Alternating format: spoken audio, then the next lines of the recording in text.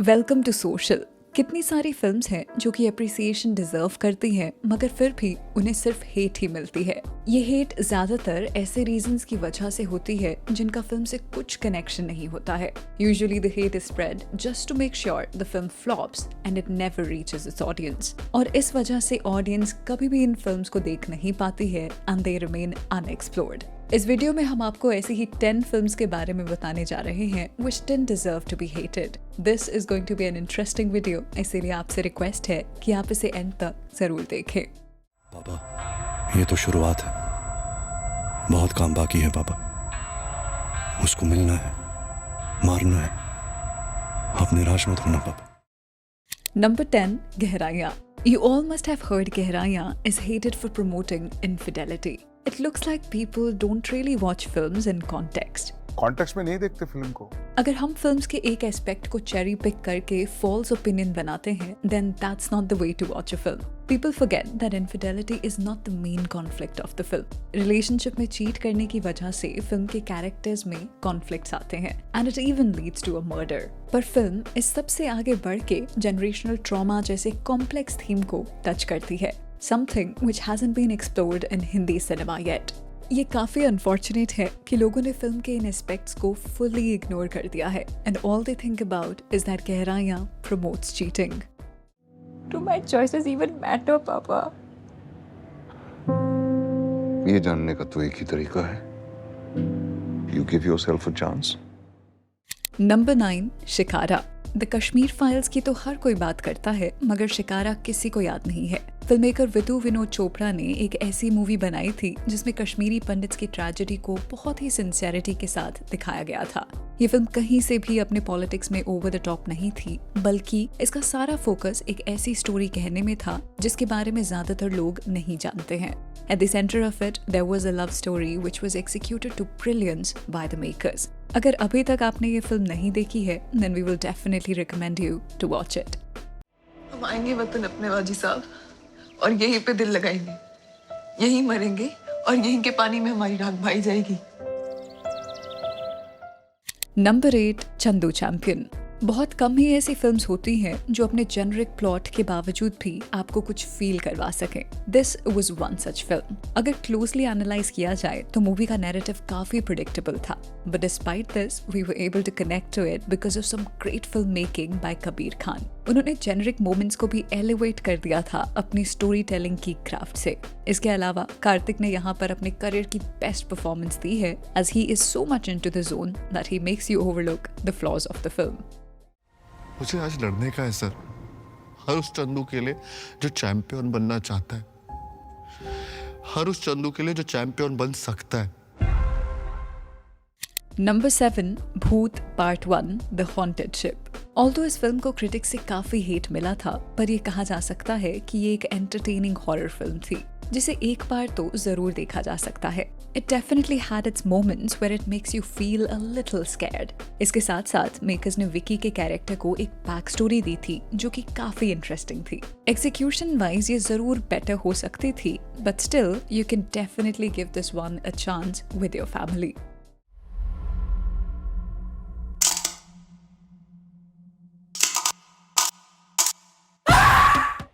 Number 6, दोबारा।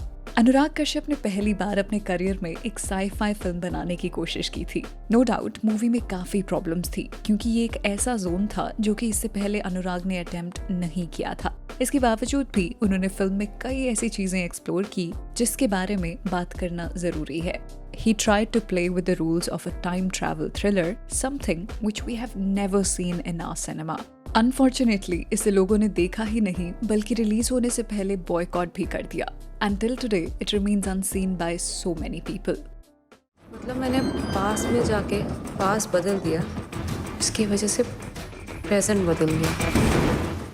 Number 5, भीड़।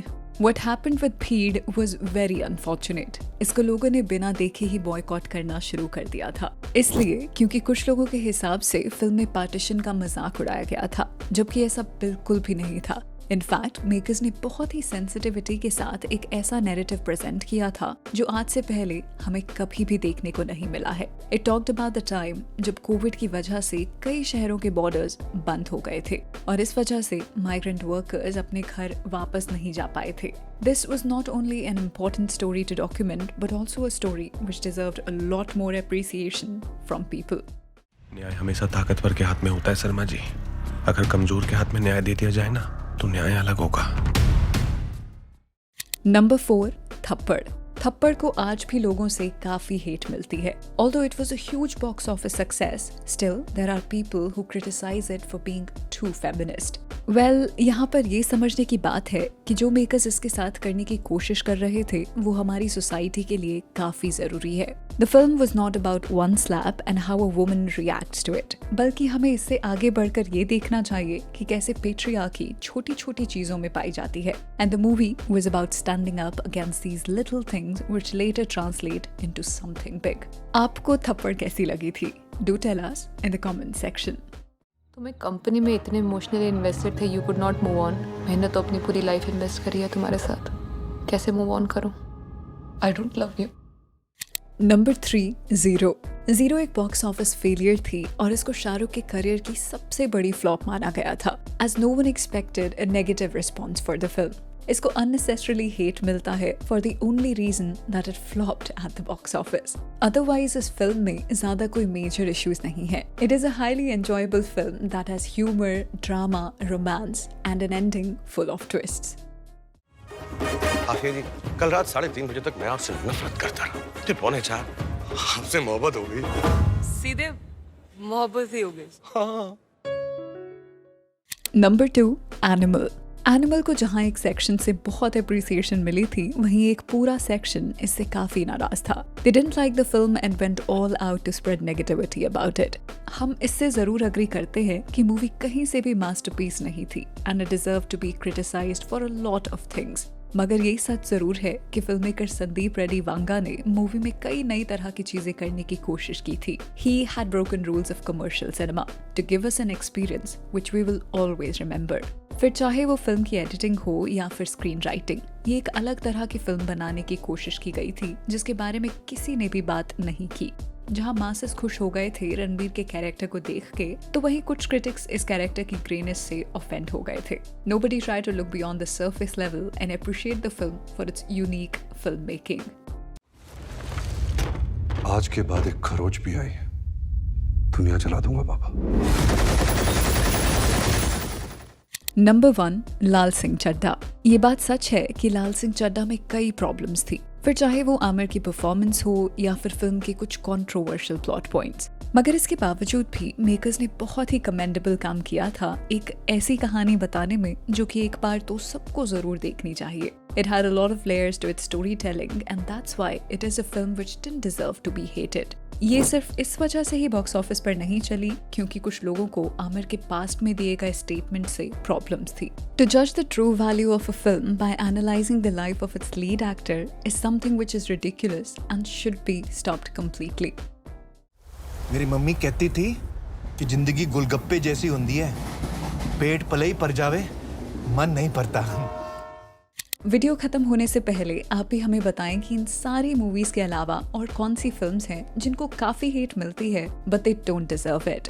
तो चलिए that's a wrap on this video. आप हमें इंस्टाग्राम, ट्विटर और फेसबुक पर भी फॉलो कर सकते हैं @socialofficial, जहां आपको हर तरह की फिल्म और एंटरटेनमेंट से जुड़ी अपडेट्स मिला करेंगी। ऐसी और भी इंटरेस्टिंग वीडियोस के लिए देखते रहिए सोशल, हर उस चीज के लिए जो आप जानना चाहते हैं।